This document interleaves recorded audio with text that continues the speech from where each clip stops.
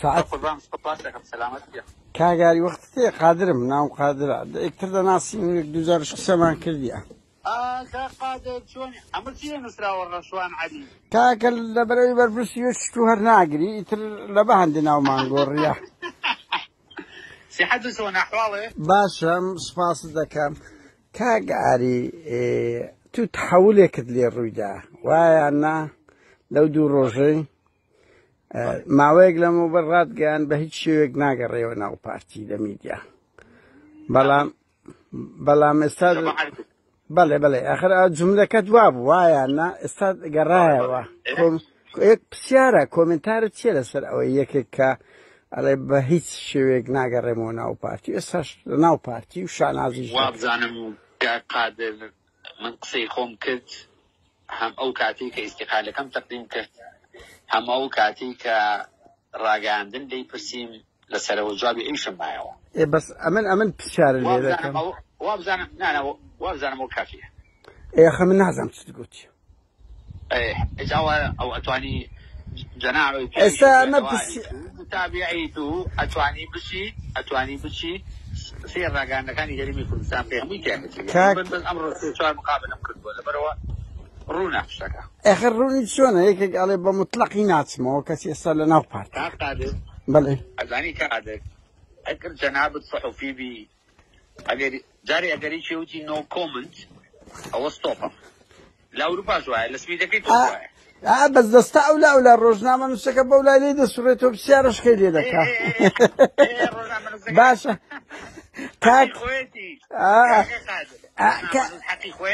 وەنیا خۆنیە تەسلیم بێت بەعەرزەکەم ئەوە دروستە ڕۆژنامە نووس حەقی خۆیەتی بەس حەوت پێشا بسوڕێتەوە بۆی بگاتە جوابی پرسیارەکەی خۆی بەڵام ئەو بابایشی کە پرسیاری لێکن ئەوش حەق خۆیەتی بڵە کاکەنەوە کۆمنت کاگاری بچینە سەر پرسیارشکە ئارەزووی خۆتا من ئەوە پەیامەکە ئێمەش چکو بەشێکمان پەیامەوە بەشێک تێگەیشتنە لەگەڵ ئەو کەسێک کە قسەی دەکەین کاگاری تۆ تا 2006 لە هیچ حزبێک شوێنێک وجودت هەبوو بەلەوەی لە ئاوێنە ئیش بکەی مەسەڵەن ئەمە هینە جەنابە 2006 بۆ 2023 چەند ساڵەکە ساڵ ئەو جەنابە ئەتوانی بچی کاوش بکەیت و من ژیانی من نهێنی نییە ئەو بۆ بڕۆ لێی کۆڵەرەوە بزانە چیم کردو ئایا من لە حیزبی ترا هەبووم من نەمزانیە و کارکتەرشی سیاسی ڕۆژنامەگەری دیاربی کاگاری لە پڕێک ئەتۆ لە ئاوێ نەبووی وایانە لەسەر ڕێی هەولێر ئەزانی قادر ئێستا تۆ خەریکی لەو چوارچێوە هین ئەدەبی ئەچیتە دەرەوە بەڕێز بگرە ناوە ڕاوەستا ئاری پرسیارەکەمان تەواو نەکردی هیچ عیبی داوەشەی هەزار جار داوەشەی ئاری باشە من چم لێ کردی بەجددیمە چم لێ کردی ڕێز و خۆشەویستی وەک دیتان پرسیارشی زۆر ئاسایی لە ئاری هەرسین کرا کە لە کوران لەسەر ڕێی مەخمور هەولێر لە ڕۆژنامەی ئاوێنە ئیش دەکرد لەوێ مێژۆشکە لە بۆ ئاری هەرسین دروست بوو پێی تەقان بێ ئەدەبی چ بووە ینی پرسیارەکە خۆ بە خۆتان نەبەر چاوتانە ئەزانی لەوێ مێژۆشکە دەست پێ دەکاتن و ئەو ئاری باش زانێ ئێمە لەو ڕۆژنامە نووسانەین کە هەولێر گوتەنی لە بنی کودی دەدەین هەموو شتەشان لە دوور دەست دەنین من ئەوم بۆ ئەوە نییە لەبەرەوەی میژە کوردستان بە مام قسە پێ ناکرێت بەڵام من دەمەوێت لێرە ئازادین و پێمان دەکرێت هەموو قسەیشان کرد بۆی ئاری ترسا تێتاغان بەرحاڵ ئاری تو ڕقەمە چەندە گەورە نییە ینی بەجددیمەوە لە خۆت بێگا و ڕۆدوسێ دیدار کرا بڕواکە بەششی زۆریان لە بۆ ئاکتیڤ وەرزکردنەوەیە ئەوە باش بسانە ئاکتیڤ و قەرەباڵغیرتنی پەیجەگەنا یعنی من پرسیارەکەم لێ کرد تێگەیشت کە تو تا 2006 کەس نەیدەناسی چێ ئاری هەرسینی دەناسین ناو دنیای ڕۆژنامەگەری و سیاسی ئەوەی هەچی بەسای باوکتا ئاری سەکە جێ لێ ڕایەگری و ئەوە دەبی تۆ سڵحت کرد لەگەر ماڵی مەلا مستەفای بە تایبەتی لەگە نێچیروان بارزانی لەسەر خوێنی بابت لەبەر ئەوەی ئیدریس نێچیروان ئیدریس مستەفا بارزانی بابتی کوشتیە ڕاستە بە سامی گوترا سامی سەرپەرشتی پرۆسەکەی کرد هاوڕێیان ئەو خەبەرانەی هەیە کە گوایە بابی ئاری هەرسین محەممەد هەرسین ئەوە بووە یعنی پارەی ئەفتا چاری دەکەم بووە نەیدایتەوە خواردیتی نازەم هەندێک ئەو دەنگۆیانە هەیە پێیان گوتە نەیدایتەوە چییە سامی عەبدوڕەحمان ئەمری کردێ بکوژێ بەس لە ناو پارتی هەمومان دەزانین کەس جورئەت ناکە بێ ئۆکەی ماڵی مەلا مستەفای خەڵک بکوژی بۆ زانیاریتان ئەوە ئەلفوبایە بۆیە ئەوەی کە کرایە ئیدریس بارزانی کردیتی بە سامی کردیتی سامیش بە خەڵکی کرد پێگوتە بڕۆ بیکوژە ئەوە سڵح کرا ئەگەنا ئەو دەرێتن ئەوی بابمی کوشت نمایە وەڵا ڕاز ناکەی ئەی بابتی کوشت پارتی بوو و ماڵی بارزانی بەس ئیتر خۆت دەپەڕێنێ و دوای ئەو حزبە کردی بەرحاڵ بە سیارەیەک مۆنیکای 2006 نێچیرەوەی کردەوە ئەم نێچیرەوە تەبعی وایە هەموو پارەی ئەو میلەتەی بەکەی خۆی دەکردە پیاوەتی دووخانی شیرۆ کڕی بوو و دەنگۆ هەیە ئاری ئەڵێن تۆ لەو ملک و ماڵێکە وەرشکردی هیچ نەدایتە برای خوشکەکانی خۆت مێژووی ئاری لێرەوە دەست پێ دەکرد کە بوو ئەو پارتیە تا ئەنهاڕێ ئەمە بۆیە ویسمان ڕوو ئەو جارێ بەڕاستی چکم هەندێک جار دیدار دەکەم بەڕاستی ینی مەرنیەکم هەیە یان مەجال دەدەم دەمێ هەڵنێن دەمێ گفتوگۆ بکەین دەمێ بگەین بە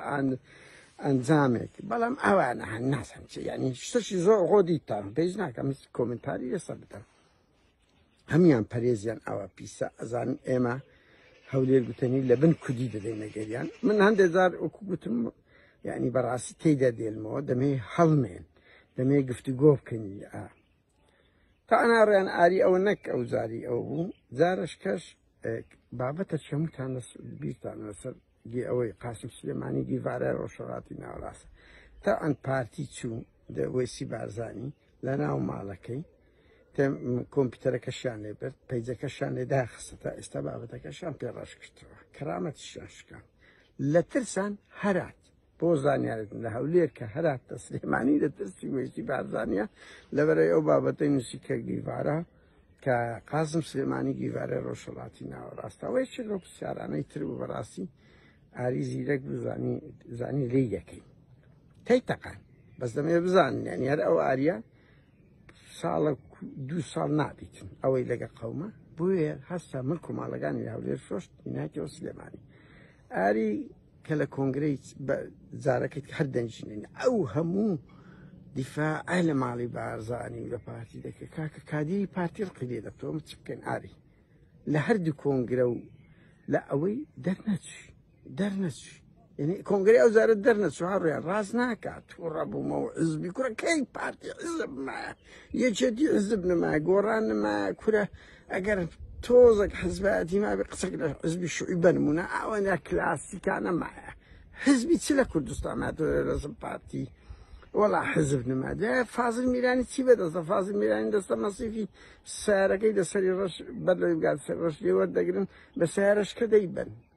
فازڵ میرانی چی لە بەردەم مەسعود بارزانی وەڵاس ئەوە نییە لە ئەلف لۆیای ماڵی بارزانی مەسعود بارزانی لە ناو پارتی و حکوومەت و حزب بەرپرس ئەفشەکردنانە چیە عیبە وەڵا حزب هیچ نەزانی ئەو حزب 4-5 ساڵە دوو کۆبنەوەی مەکتەب سیاسی نەکردێ کە دەشکرێ مەسعود وەکو ئاەتی قورئانیان دەخینتەوە هەمووی سەد دەلەقین بڕوا بکە کۆن دنیاک بەستەوەشکە بەرەحاڵ دەنجی نەینە ناو حزبەکەی خۆی بۆیە ئیستقالەیدا وەلە ئیستقالەکەشی زۆر ئینتیهازیانە ئاماژەی بەوە کردبوو یعنی ئەمن بەردەوام لە ئەوەما مەسعود بارزانی داوام لێ بکە بستار سەنگەرش دەچم ئەوەی قسانە ئای مەسعود پێخۆشە